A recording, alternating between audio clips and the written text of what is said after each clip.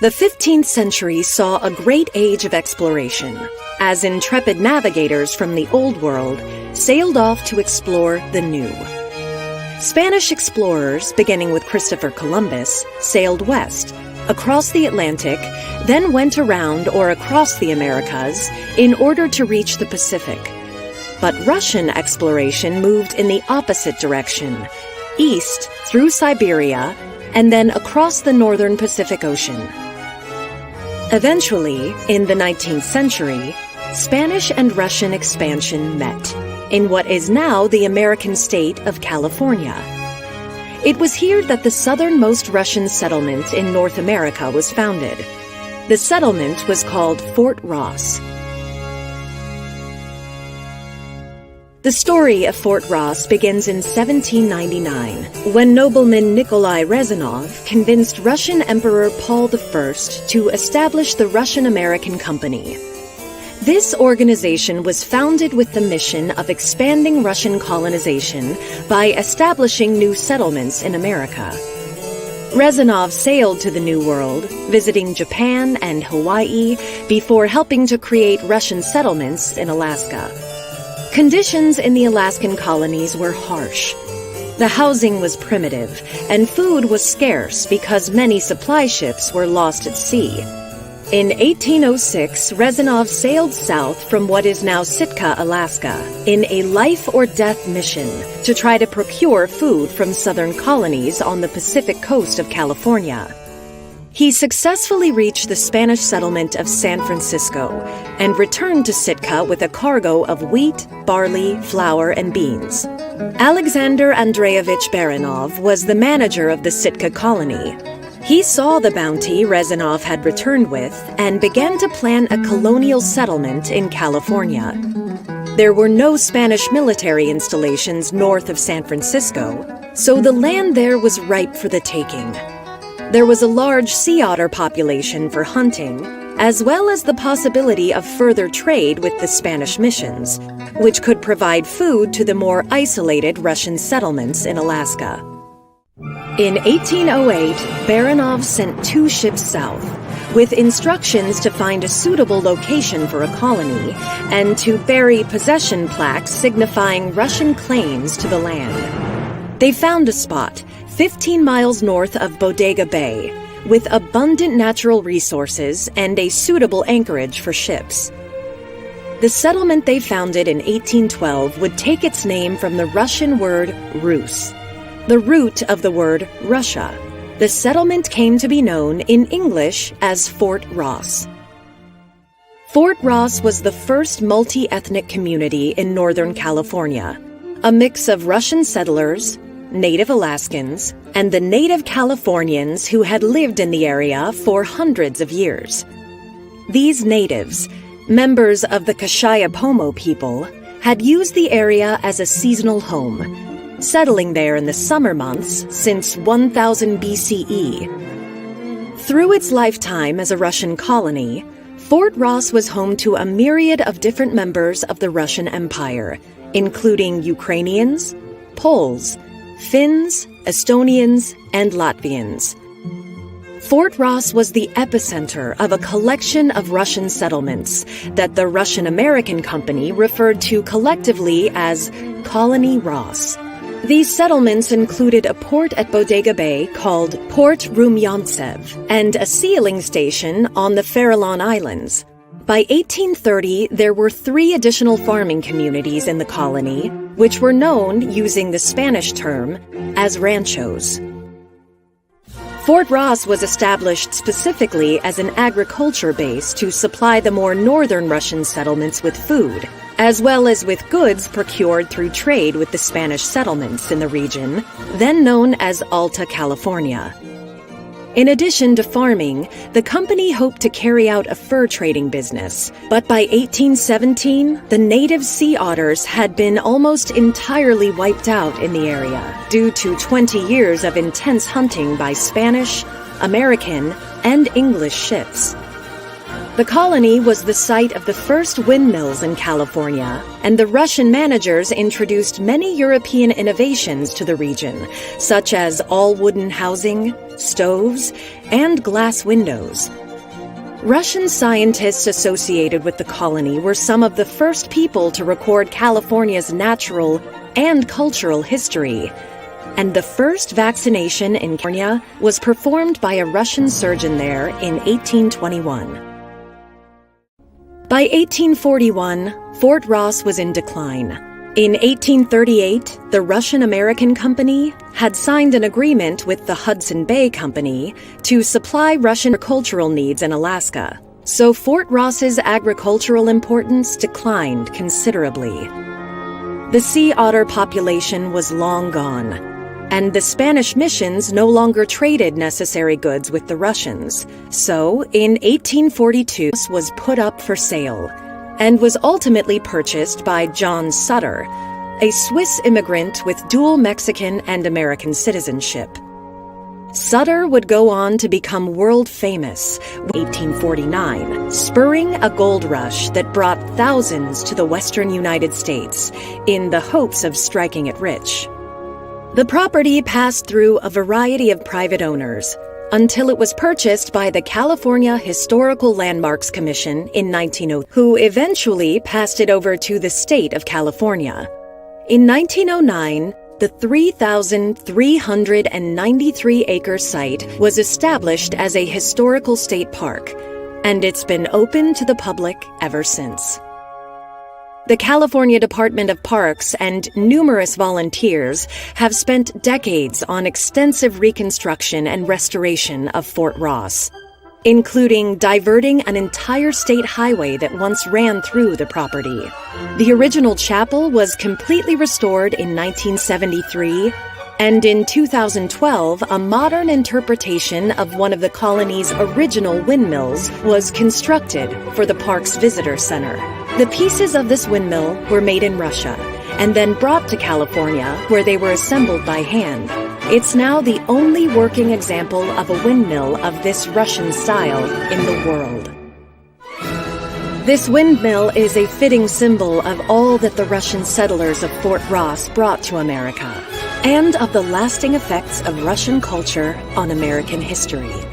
Every year, Fort Ross State Park holds a festival celebrating Russian culture with traditional food and music. Thanks to the preservation efforts of the state of California, Fort Ross, a fascinating footnote to the history of Russian exploration, can still be enjoyed and appreciated by people from all over the world.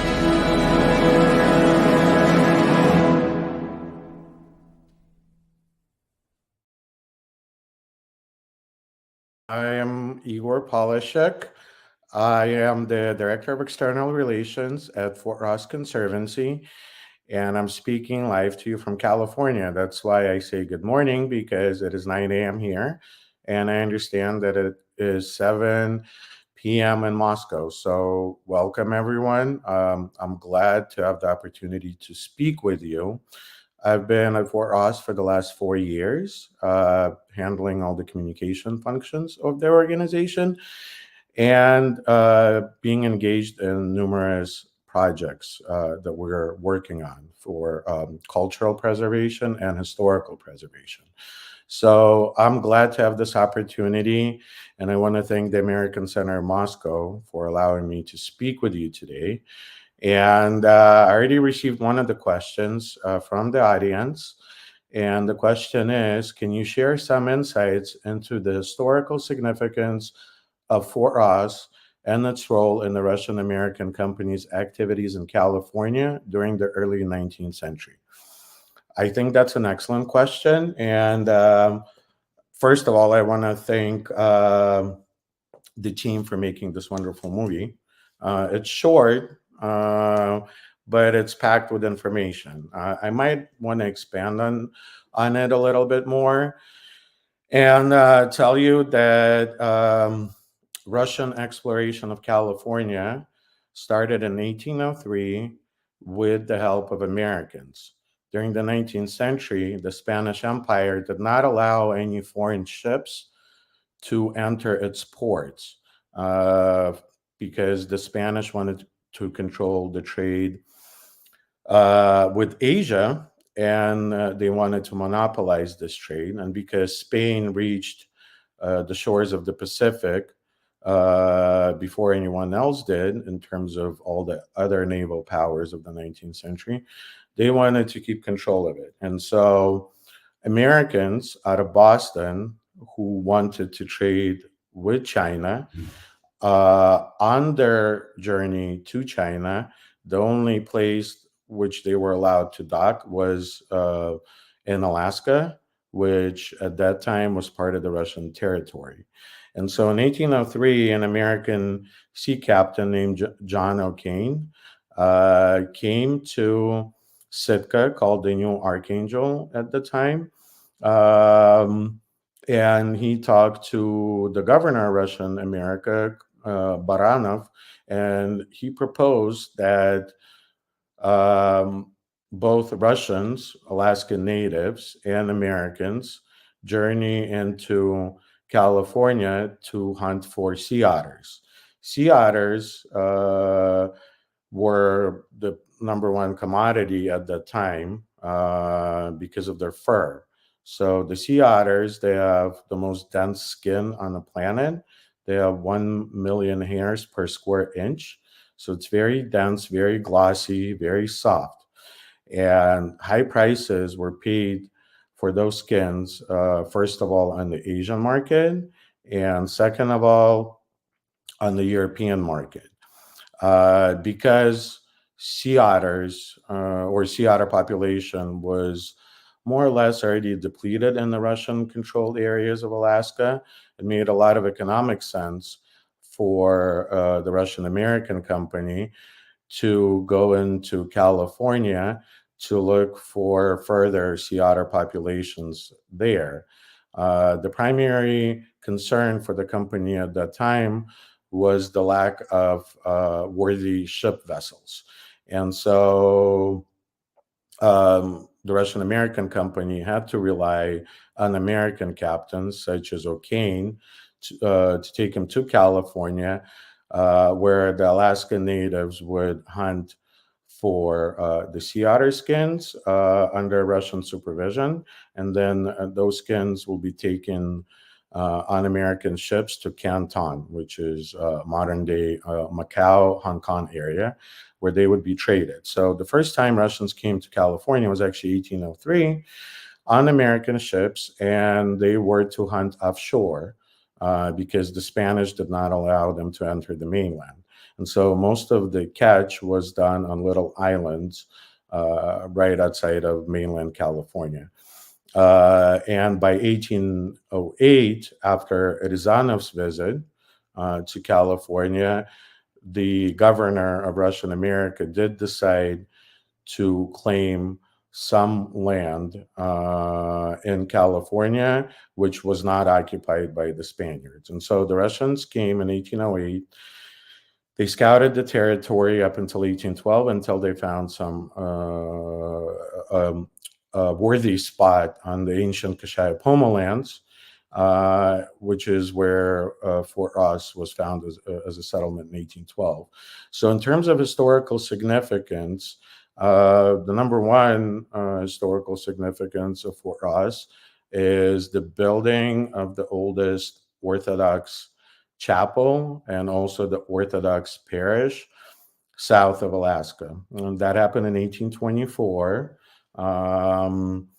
right after California became part of Mexico. Unfortunately, there were never any priests assigned to this chapel, but the only three priests that came during the existence of Colony Ross, one of those priests was called Ioan Veniaminov, who later became Saint Innocent of Alaska. And he actually stopped by Fort Ross twice to serve the liturgy there, to baptize people, and to teach kind of the Native Americans, those who were thinking of converting, the Word of God according to his beliefs. Uh, Afterwards, there were numerous saints that actually came to serve at Fort Ross, including Saint John of Shanghai in San Francisco, and Saint Tikhon, who was the bishop in San Francisco before he became the patriarch of all Russia in 1917. So there is a huge historical significance for the Russian community, the Russian American community here in California, and it has to do with the chapel.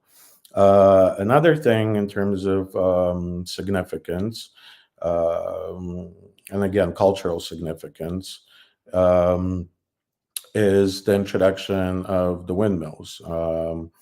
They played a crucial role in the Russian settlement because of the amount of bread that had to be produced, not only for the settlement, but also the rusks, which had to be baked to supply the oncoming ships. And so wind power was introduced to California by the Russians. And cultural significance also extends in terms of the relationship between the Spanish-speaking population and kind of the Russian presence, because a lot of the goods that arrived in California in the 19th century could only be purchased from a store in Fort Ross that existed at Fort Ross. And so that was important because a lot of the Russian products, those that came from Russia or were made by Russians and Alaskan natives in Alaska, were actually sold here. So there was a lot of cultural interaction like that when it came to, let's say, designing dresses or buying, linen and clothing and your china dishes. Like, it all had to come from Fort Ross. And over the years, another cultural significance of the settlement is that Fort Ross is the only Russian American company settlement in the world, which looks, I mean, it's a reconstructed version, but it looks more or less the way it did in a limited kind of sense as it did in the 19th century. And because of the remoteness of that place, once you come there, you can understand, you can breathe that history, you can understand what people were dealing with in terms of the landscape, in terms of the hardships they could have faced. I mean, Fort Ross still has the oldest wooden building on the west coast of California, from all the way up to Alaska, so including the state of Oregon and Washington. So that would be my answer to that question. And I'm getting more questions, which is wonderful. It's a second question is, the documentary highlighted the unique cultural interaction between Russian settlers and the native Kashaya-Poma people. Could you elaborate on how these interactions influenced both groups and left a lasting legacy in the region? To answer that question, I briefly have to describe the relationship the native people had in California had with the Spaniards. So the Spaniards came to what is now called California. It was called Alta California for them back in the day. They started arriving in 1769. They came in two groups. So it was the Franciscan order of monks and priests together with the soldiers. And so they set up 19 California missions that were designed to be a day ride apart on horseback from San Diego to San Francisco. So there were 19 missions created. Those missions were in charge of obviously missionary activity, where they would gather converts with the help of the Spanish soldiers, drive them into missions, convert them into Catholicism, and have them work for the Spanish crown or for the Catholic Church. There were numerous uprisings because most of the natives obviously didn't want to be subjugated. And in order to enforce the wishes of the crown in Madrid, the Spanish padres, who built very beautiful in terms of architecture missions, they had to use the help of the soldiers to first round up the Native Americans and then to drive them and force them to work for them. And so, in addition to 19 missions, there were 4 military forts built on the coast. Those were in San Diego, Santa Barbara, Monterey, and San Francisco. Um, and when the Russians got to California and started scouting the coast to establish Settlement Ross, or I mean, they didn't know what it was going to be called, but they started talking to Native Americans, trying to figure out if their land was occupied or not occupied by the Spanish crown. And based on my reading of the historical primary sources, Russians determined that everything north of the bay was not occupied by Spanish forces, and that the Native Americans did not want to fall under the control of the Spanish crown. And Russian understanding of the situation, let's say in 1808, was that in order to settle in California, they would have to offer some sort of protection to the native tribes against Spanish encroachment. And so Russians first came to Bodega Bay, which they called Port Rumyantsev. Rumyantsev was the chancellor of the Russian Empire. He was also a minister of finance at the time, and he was also the biggest proponent of Russian expansion into North America, including California. And so Russians first settled at Port Rumyantsev, where they came across the Coast Miwok people. Because of the lack of trees in the area and lack of fresh water, they decided to venture off a bit north. They did so overland until they came across the Kashaya-Pomo territory.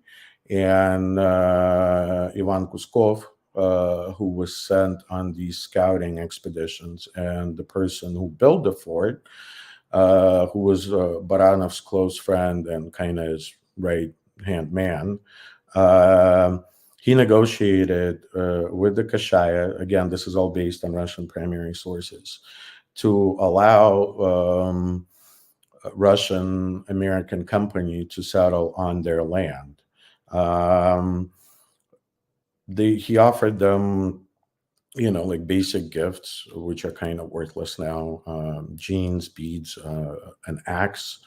But the Kashaya did allow the Russian American company to settle on their land, and that was in 1812.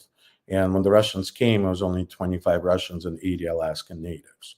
And you have to understand that Alaskan natives were the primary workers of the Russian American company, and those regions that came under Russian influence in Alaska, we're talking about numerous tribes. All male populations between the age of 18 and 50 were subjugated and forced to hunt for the company. And so when the Russians arrived with the Alaskan natives on Kashaya-Pomo land, they were allowed to settle. But it was not until 1817 where a treaty was signed. And you can't really say that it was signed. It's sort of like a witness testimony, which says that 7 Native American chiefs or Native Californian chiefs who resided around Settlement Ross, they were invited to the settlement, and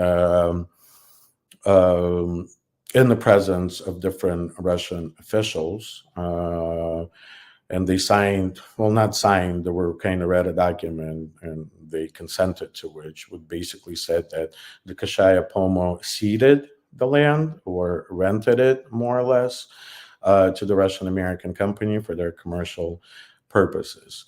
There were 2 censuses done at Fort Ross in 1820, 1821, which included a lot of cultures, at least a dozen.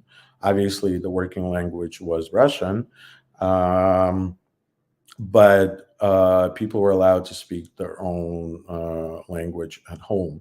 And because settlers came without wives, these were single males, they found their companionship among the neighboring tribes of California.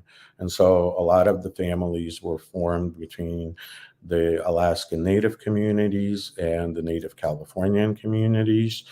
And Russians, and different ethnic groups in California. And so when you look at those censuses in 1820 and 1821, at first you notice that most of the Native women in California were referred to by the Russian name because there was still no chapel. People were baptized by laymen, and a lot of people kept their traditional indigenous names. Over time, if you look at the population, let's say in 1830s, a lot of these names were Russified, and that's simply because a lot of people converted to Orthodoxy, but you have to understand that the level of conversion was not as great as in any of the Catholic missions, because Saint Innocent wrote in 1840 that there was only 260 converts, and that's in the 29-year presence of Russians at Fort Ross, which is on ancient Kashaya-Pomo lands called the Metini.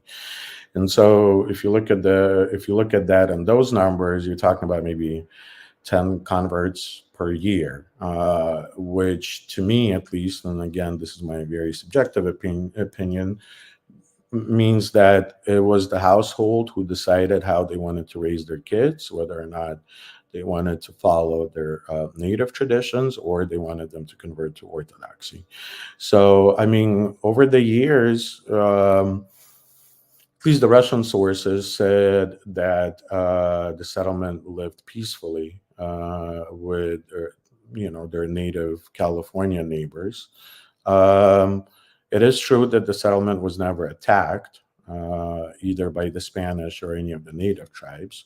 And there are numerous reports and documented uprisings against the Spanish missions, all 19 of them, and eventually it became 21. So once Russians were established on California coast, the Spanish and then later the Mexican, they opened up two more missions to contain the Russian expansion further into California. And so, but there are reports, not reports, actually documented activity of the Russian American company using the same tactics as the Spaniards to drive some of the Native Americans during the harvest time to work the fields.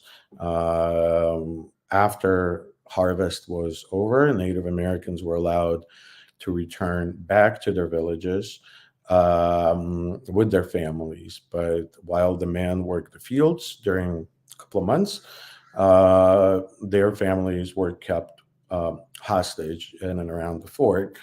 But overall, the Kashaya language was able to survive. And in 1837, most of the tribal members, which resided in and around Fort Ross, were able to survive the smallpox pandemic because the Russians introduced a mandatory vaccination campaign against smallpox in 1832. So for 5 years, they were vaccinating everyone who came through the fort. And it had a lot of success because in 1837, when smallpox did arrive to California, only 2 people out of 280 living at the time died. But when the disease spread to Spanish-controlled areas, up to 80% of population perished because Spanish were way more selective with their vaccine, administering their vaccine doses. And so Russians never discriminated against anyone, and so everyone was offered that vaccine. A lot of the Kashaya, Pomo, and other neighboring tribes left with the Russians, first to go back to Sitka and then to Russia after Fort Ross was sold in 1841. And so there are members of the Kashiapomo tribe that are probably whose ancestors are, came who live now in Russia, but whose ancestors came from California. So overall, the relationship between the native people and the Russian American company was peaceful, but there were a lot of instances of oppression. And actually, now we're working at Fort Ross to bring a more balanced historical approach what actually happened with the native people, including native Californians and Alaskan natives. But for instance, in 2014, Fort Ross organized a trip of Kashiapomo singing and dancing group to Russia, and they were able to perform their traditional songs and dances to the Russian public and visit visit the exhibit in Kunstkamera in St. Petersburg, where the biggest collection of Native American regalia and different kind of household objects is kept. My understanding is over 15,000 items are kept in the North American collection in Kunstkamera, and that's the most unique collection in the world. So to everyone in Russia, I highly suggest you visit that museum to get acquainted with those artifacts, because the legacy of so-called Russian California resides in that museum. You can actually see some of the Native American treasures and gifts that were given to the Russians there. So that would be my answer to question number 2. And I'm glad there's another question which says, hello, is the story of Juna and the voice somehow connected with Fort Ross? Yes and no. It's an interesting story. So Rizanov did come to Fort Ross to California in 1806, and he was the first person that violated the Spanish orders not to enter Spanish ports, and he did enter San Francisco. He came on board a ship called Juno. A voice was actually being built at that same time. Juno was the ship that was purchased from an American sea captain called the Wolf. He, just like O'Brien, Joseph O'Brien, I think I called him John before, but I think his name is Joseph. Joseph O'Brien. He came to Alaska, and that year, so this is the year 1806. Rizanov was sent actually as an auditor for the emperor to check the books of the Russian American company.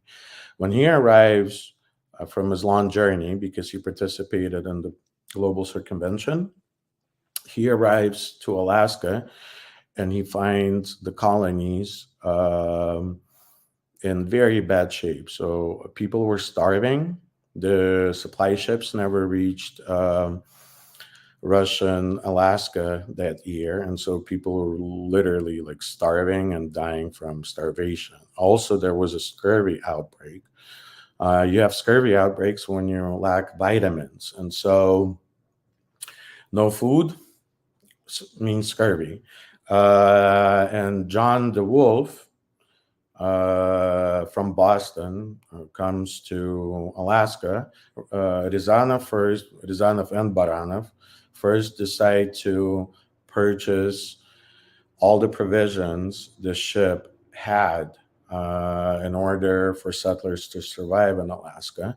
Once all of that was eaten, Rizanov, in consultation with the management up in Alaska, decides that the only lifeline for the survival of Russian settlers in Alaska would be to go down to California. And so they purchased John the Wolf's ship called the Juno, and they took it to San Francisco. Um, they entered the port of San Francisco, even though they were afraid they were going to get shot. And they docked, and they were seeking audience from the commandant of the Spanish Presidio of San Francisco, who actually welcomed the Russians. And in about 3 weeks that Russians were present in San Francisco, Rizanov allegedly fell in love with Conchita Arguello, who was one of the daughters of the commandant of the Presidio of San Francisco. And so um, their romance resulted in an engagement. The parents, so Rizanov was 41, Conchita was 14, about to turn 15. Kind of strange story, but parents, Conchita's parents, they were really against Rizanov's engagement to their daughter, who was pretty much 25 years younger than him. And they went to the Spanish mission in San Francisco. They went to seek advice and the help of the Franciscan fathers. And pretty much the agreement was made that the Franciscan fathers will write to the Vatican and seek Pope's permission, Pope's blessing for this union. And Rizanov would go back and to Russia and kind of seek permission from the emperor, who was Alexander I at that time, and also kind of talk to the head of the Russian Orthodox Church, the Metropolitan of Moscow, to see if Catholics and Orthodox people could be married. So Rizanov departs after establishing really friendly relations with the Spanish. I'm sure, well, it's a certainty that he was in love with Conchita, but I also think he wanted to exploit the geopolitical situation of the region at that time. And so he thought that by having a kind of family relationship with the Spanish commandant in San Francisco would actually secure favors for the Russian colonies up north. So he sailed back north, first to Alaska, then to Russia's Far East. And on his way back from Russia's Far East, this is on horseback, he fell because he was sick, and he died in Krasnoyarsk. Baranov notified the father of the bride in San Francisco that the groom has died, and the legend has it that Conchita was waiting for Rizanov to come back and marry her.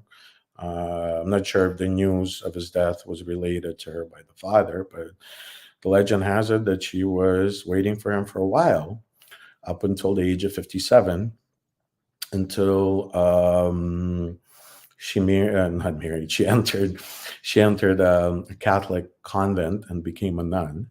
And so that story, yes, it's connected with Fort Ross because Rizanov produced a white paper arguing that the Russian crown should expand to California. And that was shared with members of the Russian American Company and the Imperial Court.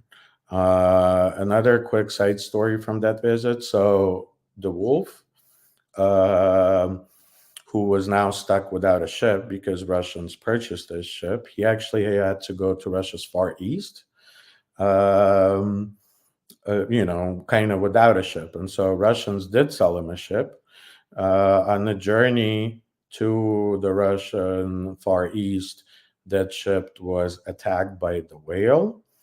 And that story is actually described in Melville's Moby Dick, which was published probably like 40 or 50 years later. And the reason why is because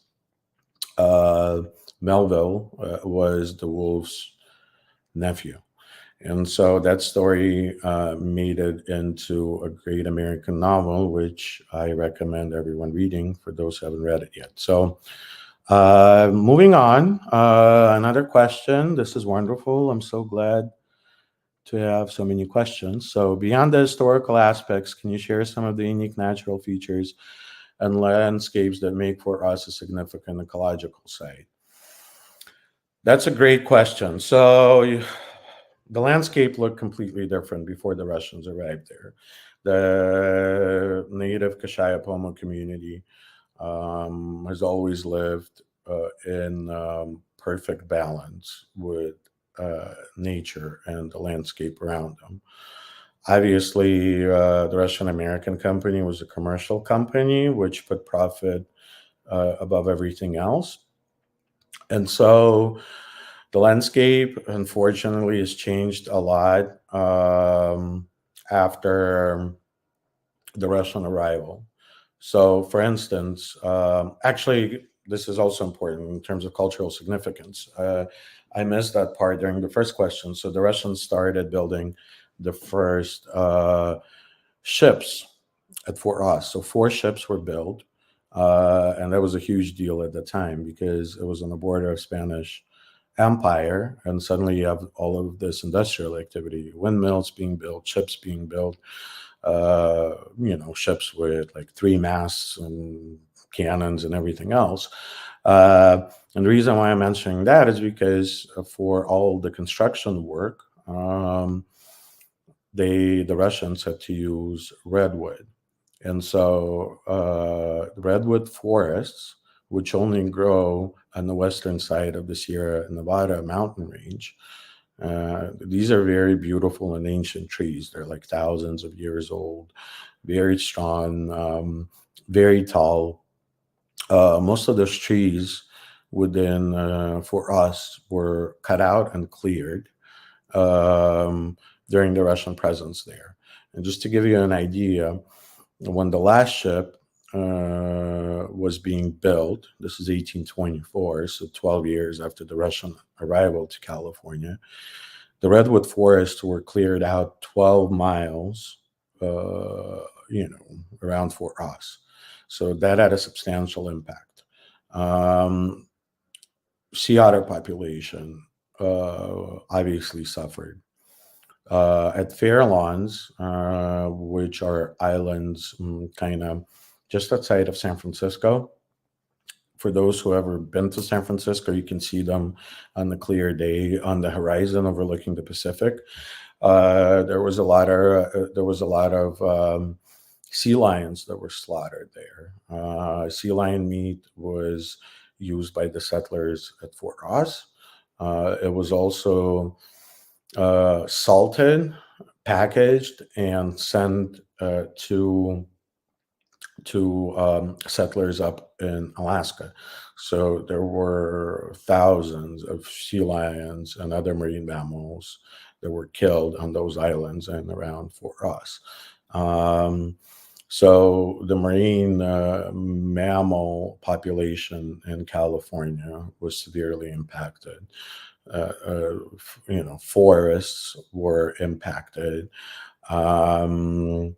And so that's how the landscape has changed. And right after the Russians left, American pioneer families also settled in and around Fort Ross, and they actually continued their lumber industry.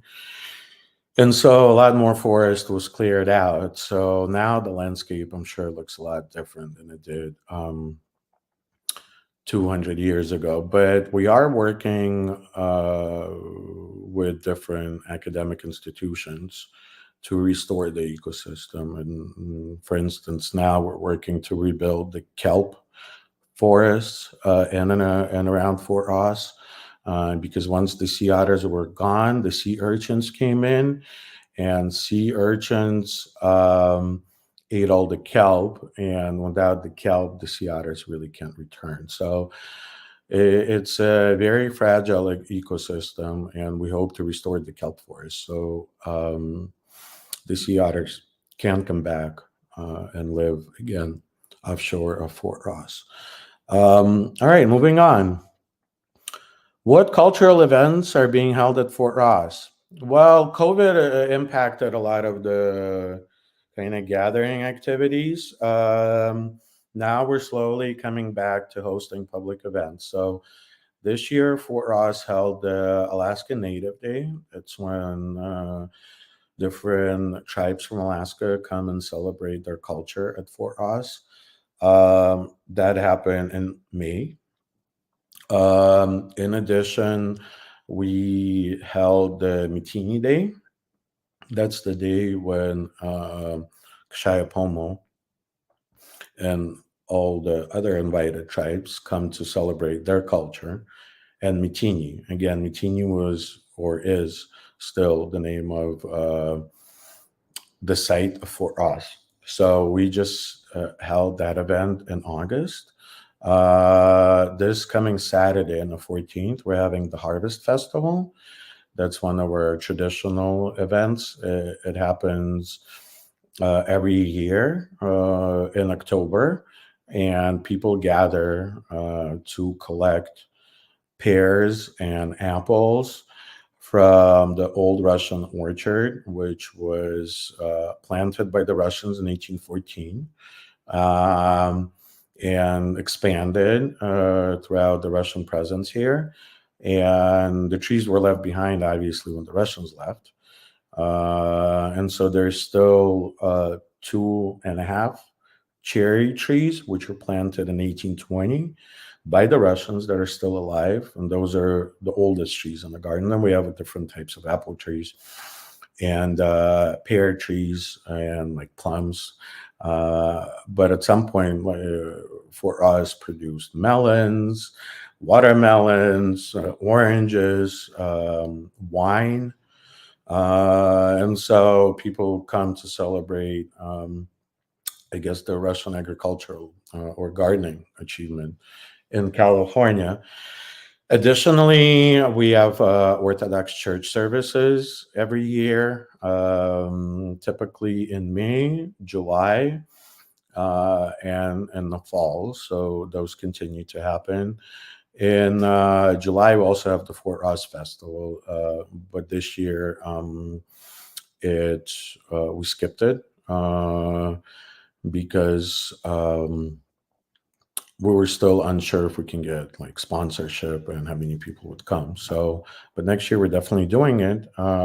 So that's in terms of public events. I mean, we're always open for tours and public lectures, and we try to cater to the needs of our public. So if they want any specific information or any sort of specific experience, they can just call us or and email us, and we'll arrange it for them. All right, and this might have to be maybe our last question, but as the Director of External Relations at Fort Ross Conservancy, what are some of the key initiatives and projects you're currently working on to preserve and promote the history of Fort Ross? So we're going to be having our annual Fort Ross Dialogue that's been happening since 2012. It's a public diplomacy initiative between Russian and American people, indigenous people, kind of businessmen, academics, which come and discuss different topics. Every year, we try to rotate the topics. So we still have that the Fort Ross Dialogue going.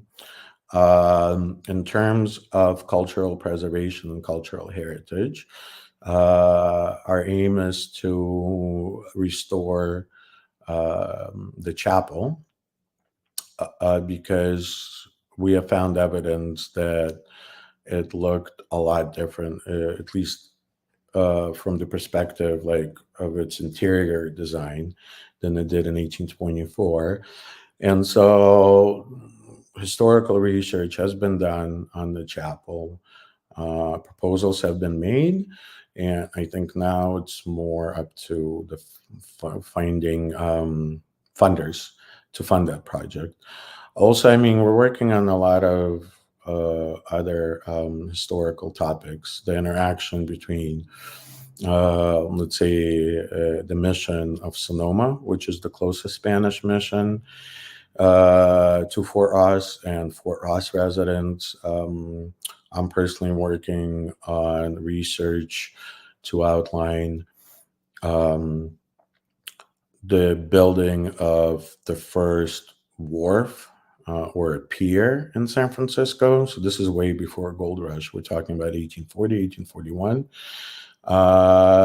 And so, yeah, research does continue. I mean, now it's a bit more difficult to get primary sources, let's say in Russia, because because of obvious reasons. And so research does go on, but we're also focusing a lot on ecology now and, studying of the ecosystems and mitigating climate change risks.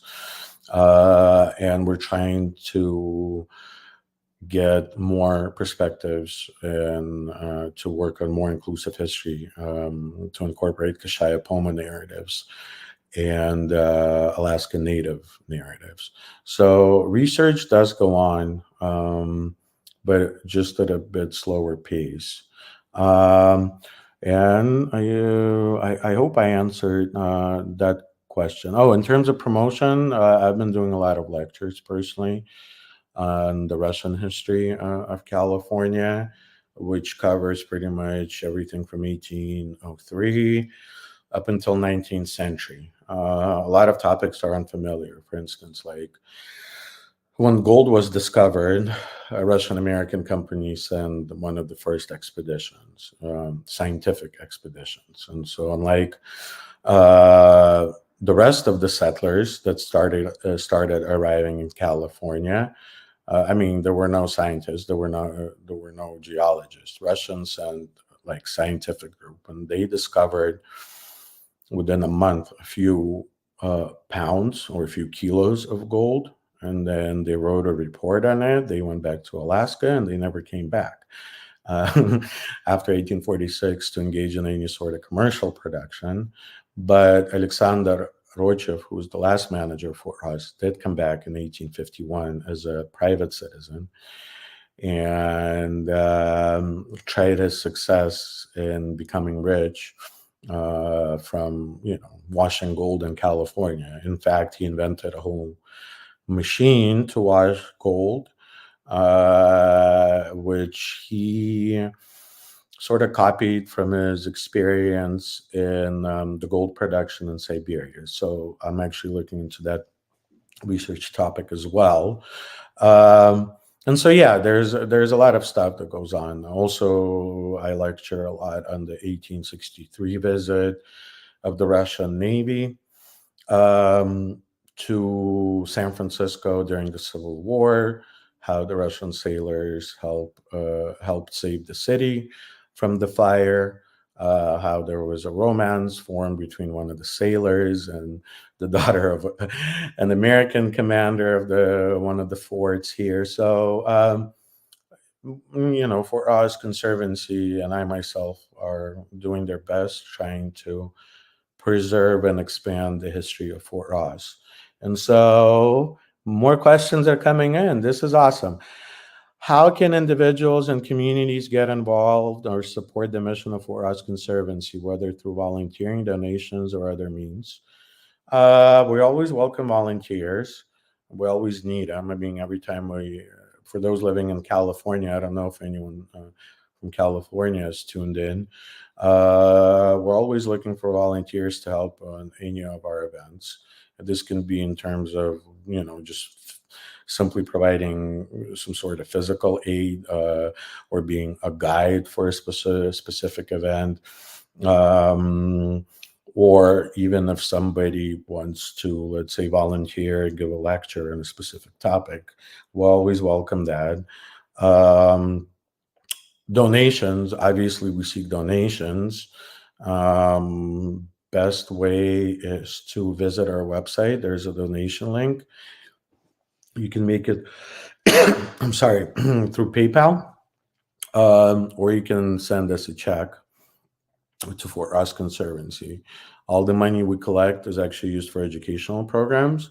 Unless you decide to make a specific donation, then you should make a note, for restoration of the chapel or, for some other purpose, restoration of defense or for publications. And then that money would be kept for that specific purpose.